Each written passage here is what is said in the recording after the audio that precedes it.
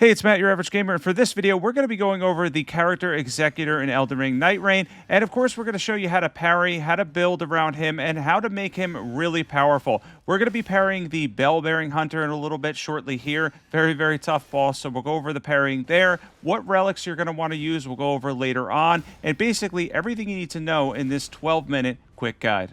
So it took me a minute to learn Executor. It's a very complicated class to use, and the reason is because of all the parrying and the main skill being parrying, of course, and then getting that extra power with your blade and timing that right as well. There's a lot of things that you're going to have to learn when playing Executor. And I feel like a lot of people just jump in, play as this character because it's like, oh, cool, I start with a katana. That's awesome. This is actually one of the most complex characters to use. So we're going to go over the parrying now. Parrying is going to be your main skill. I use an Xbox controller, so that's going to be activated with Y and left trigger. And then, of course, it's all about timing here. Of course, we're going to be using the LB button. I was using an Xbox controller on PC, and you're just going to have to block when the sword or the weapon is about to hit you. Right when it's about to hit you, you're going to guard very quickly, and this is going to play much like Sekiro. It's really fun to do this and learn this. There's my ultimate that I hit by accident in this clip at the end there. We're going to go over that too, of course. Now we're going to parry the Bell-Bearing Hunter and talk about him. He's a fairly difficult boss, and I think I could teach you something because I was learning a little bit about parrying. And again, I'm average at these games for the most part. I'm not going to be doing anything too incredible here, but this is pretty much all parries using his skill to take down the Bell-Bearing Hunter after we wipe out these mobs.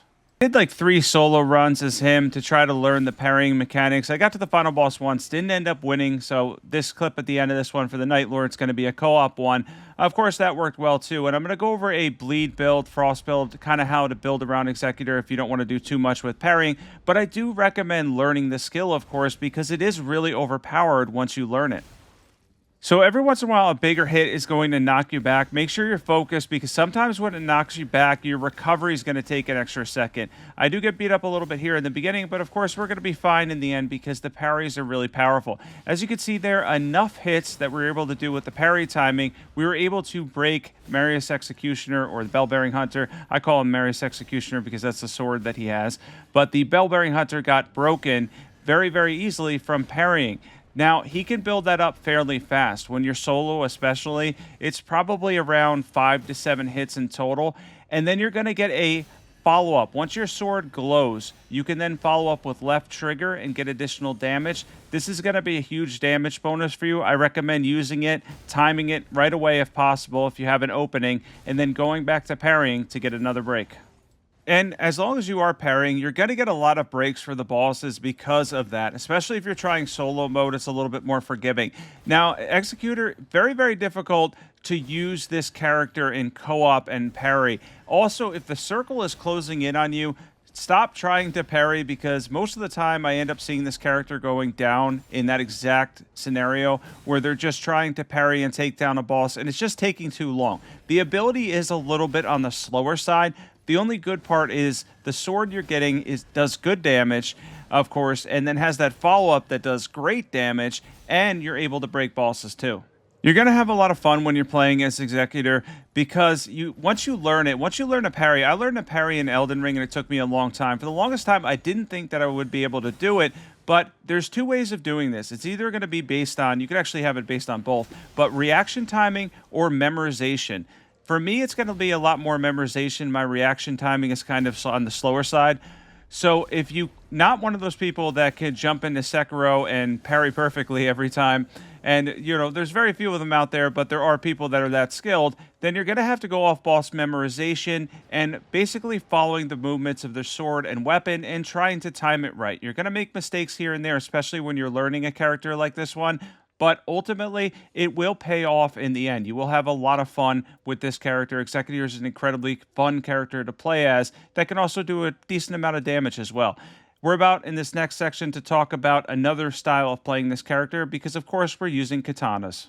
Of course, you can run Dex and Arcane because we have decent stats, good stats for that. So I'm going to talk about the ultimate ability and how to play, how I play when I'm not parrying. First, the ultimate ability, which turns you into a giant beast. You get a decent moveset, light attacks, charge attacks, etc. You can roar, all that. You can actually heal yourself with the roar, I believe, with a relic. I think that's a thing. And there's a couple different ones we'll go over later because there's going to be some relics that you're going to want to check out, and I'll talk about my setup as well. But for the special ability, the ultimate, it's just okay. I think it needs a buff still, in my opinion. Now, for regular play, I'm going to run my katana, whatever the best katana I can find is. I really like the Nagakiba if I can find that. His, if you bring it to purple, is really good. But I like the Nagakiba for the extra reach. It has really good reach.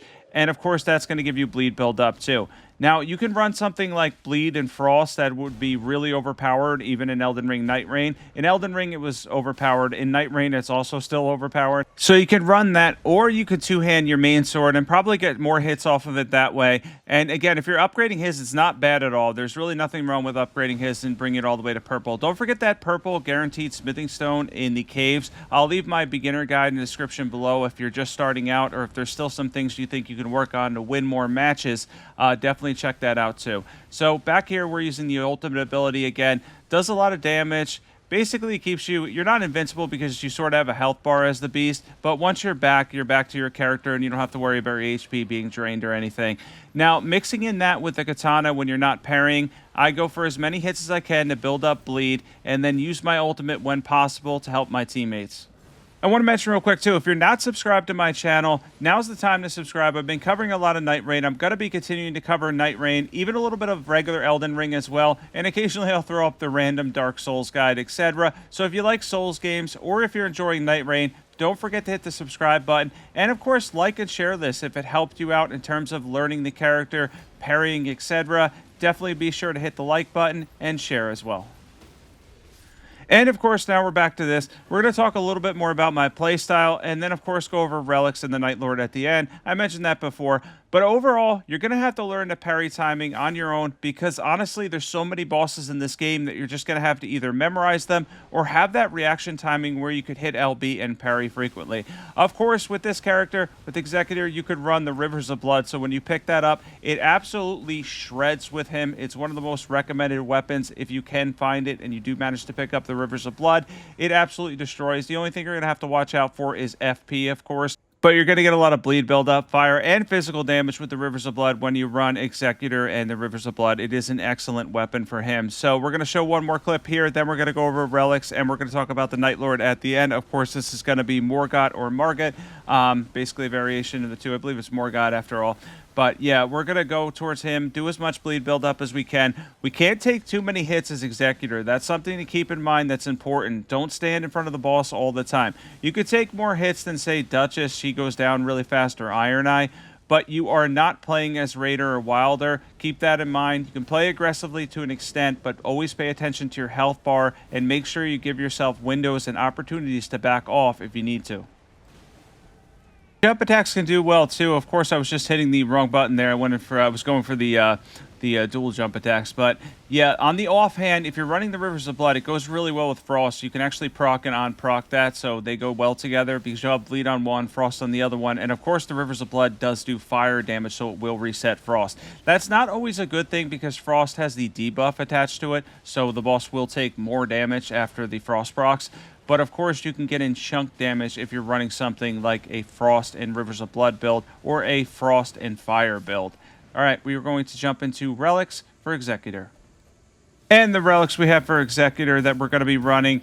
Of course, I added this one, but Roaring restores HP while Art is active. I don't always use that one, but it is good. While Character Skill is active, unlocking use of Cursed Sword restores HP. This is one I use all the time. Stamina recovery on each successful hit. Health recovery on guard counters, blocking. Starting armament inflicts bleed or frost. Of course, poison works too, as well as rot. Art charges faster from successful guarding.